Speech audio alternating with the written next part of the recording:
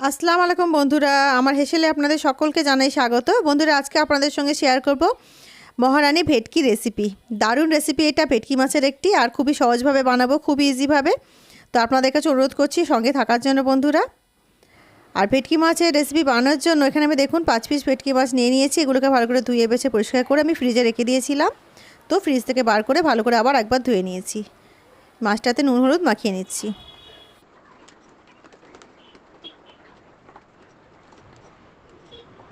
তো বন্ধুরা, মাছটাতে নুন হলুদ মাখিয়ে নিয়েছি, চলুন রান্নাটা করে ফেলি। তো বন্ধুরা, সবার প্রথমে যেটা করতে হবে, গ্যাস অন করে ফ্রাই প্যান চাপিয়ে দিয়েছি আর এতে নিয়ে নিচ্ছি সাদা তেল। তেল গরম হচ্ছে, এর মধ্যে দিয়ে দিচ্ছি আমি একটু আদা কুচি। দেখতেই পাচ্ছেন 5টা ছোটো ছোটো আদার টুকরো দিলাম, একটুখানি রসুন দিলাম, দিয়ে দিচ্ছি একটা পেঁয়াজ কুচি। মোটা মোটা করেই কেটেছি পেঁয়াজটা, খুব কিন্তু পাতলা করে কাটা না, মোটা মোটা করে রাফলি কেটে আর দিয়ে দিয়েছি। আর দিচ্ছি 2টো কাঁচা লঙ্কা। তা আপনারা চাইলে 2টোর জায়গায় 3টে 4টে কাঁচা লঙ্কা ইউজ করতে পারেন। আমি 2টো দিলাম আর দিয়ে দিচ্ছি একটু গরম মশলা, 2টো এলাচ, 2টো লং আর একটুখানি দারচিনি এতে দিয়ে দিচ্ছি। এগুলোকে ভালো করে একটু ফ্রাই করে নেব।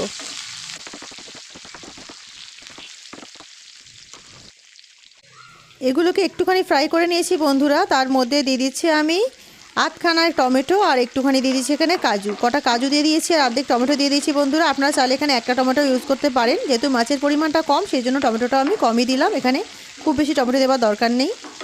তো এই সব কটাকে না ভালো করে আমরা ফ্রাই করে নেব। আর পেঁয়াজটাকে যতক্ষণ পর্যন্ত একটু হালকা ব্রাউন কালার আসছে ততক্ষণই ফ্রাই করব, অতিরিক্ত কিন্তু ফ্রাই করব না।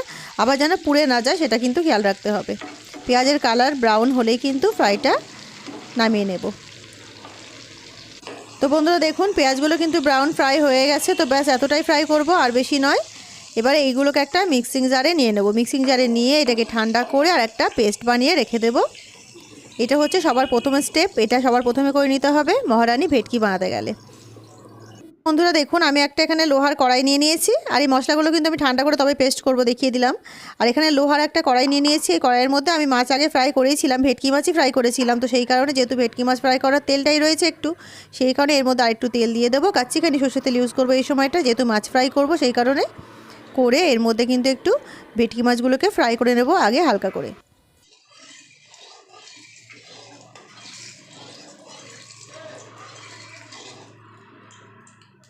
তো বন্ধুরা, সর্ষের তেলটা ভালো করে গরম করে নিয়েছি। এবার এর মধ্যে দিয়ে দিচ্ছি মাছগুলোকে ফ্রাই করে নেব।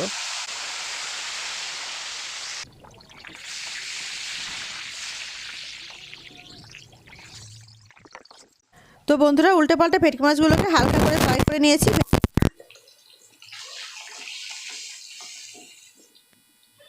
গুলোকে তুলে নিচ্ছি। আর প্রত্যেকটা মাছ কিন্তু একইভাবে ফ্রাই করে নেব হালকা করে, খুব বেশি কোনো দরকার নেই।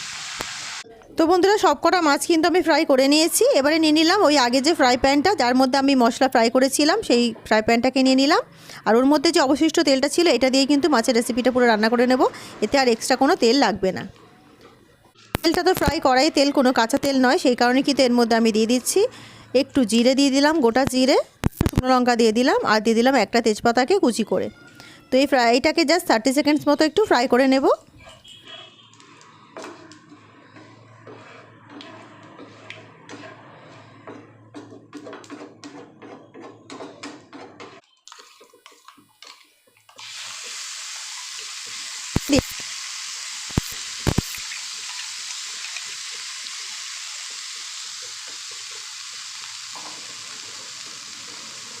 মশলার বাটি ধোয়া জলটাকেও দিয়ে দিচ্ছি। যেহেতু কাজু পেস্ট করেছি তো এটাকে কিন্তু আমরা ওয়েস্ট করব না, গ্রেভির জন্য লাগবে, সেই কারণে একটু জলটাও ধুয়ে দিয়ে দিলাম মশলার বাটিটা। তো বন্ধুরা, বাটা মশলাটা একটু নাড়াচাড়া করে নিতে হবে। আর তারপরে এর মধ্যে একে একে মশলা দিয়ে দেবো। দিয়ে দিচ্ছি স্বাদ মতো লবণ, অল্প একটু হলুদ গুঁড়ো দিচ্ছি, 1 চামচ এখানে ধনে গুঁড়ো দিলাম, আর একটুখানি কাশ্মীরি লঙ্কা দিলাম। আপনারা যারা তরকারিটার রং, গ্রেভিটার রং যদি হোয়াইটেস্ট রাখতে চান তাহলে কিন্তু এর মধ্যে কাশ্মীরি লঙ্কাটা দেবেন না, তাতেও কিন্তু ভীষণ ভালো লাগে দেখতে, খারাপ লাগে না। আর যারা মনে করেন যে একটু কালার চান তারা কিন্তু লঙ্কার ব্যবহারটা করবেন। তো আপনাদের খুশি, আপনারা যে খুশি যেমন খুশি এটা করতে পারেন, তাতে কোনো অসুবিধা নেই। স্বাদের কিন্তু কোনো হেরফের হবে না এর জন্য। তো মশলাটাকে একটু ভালো করে 2 মিনিট কষিয়ে নেব।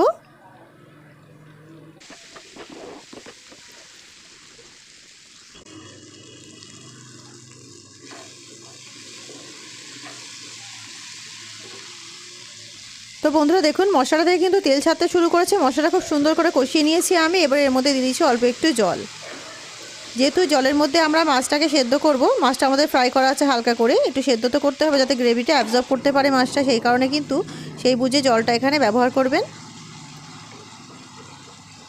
ভালো করে মশলাটাকে মিক্স করে নিচ্ছি যাতে মশলাটা লেগে না থাকে ফ্রাই প্যানের সঙ্গে। বন্ধুরা আরও একটু জল অ্যাড করে দিচ্ছি যাতে মাছটা সেদ্ধ হয় গ্রেভির মধ্যে, সেই কারণে একটু ভালো করে মিক্স করে নিচ্ছি জলটা দেওয়ার পরে গ্রেভির সঙ্গে। তো বন্ধুরা গ্রেভি আমার একেবারে রেডি। এবারে ভেজে রাখা মাছগুলোকে একে একে করে গ্রেভির মধ্যে বিছিয়ে দিতে হবে এইভাবে। বন্ধুরা আমি এখানে একটু শুকনো লঙ্কা, একটু গরম মশলা আর একটু গোটা জিরে শুকনো খোলায় ভেজে আর গুঁড়ো করে পাউডার বানিয়ে রেখেছিলাম। তো সেইটাকে আমি একটুখানি ওপর থেকে জাস্ট এতে ছড়িয়ে দেব। তো ওইটা আমার বাড়ি সবসময় করা থাকে বন্ধুরা, অনেক রেসিপিতেই কিন্তু অনেক সুবিধা হয় এরকম মশলা বানিয়ে রাখলে। তো ওটা জাস্ট ওপর থেকে আমি অল্প একটু 8 চামচ মতো ছড়িয়ে দিচ্ছি, খুব বেশি কিন্তু লাগবে না ওইটা। তো ভেটকি মাছের রেসিপি তো আপনারা অনেকভাবেই খেয়েছেন বন্ধুরা, এইভাবে একবার বানিয়ে দেখুন মহারানী ভেটকি। আশা করছি রেসিপিটা আপনাদের ভীষণ ভালো লাগবে।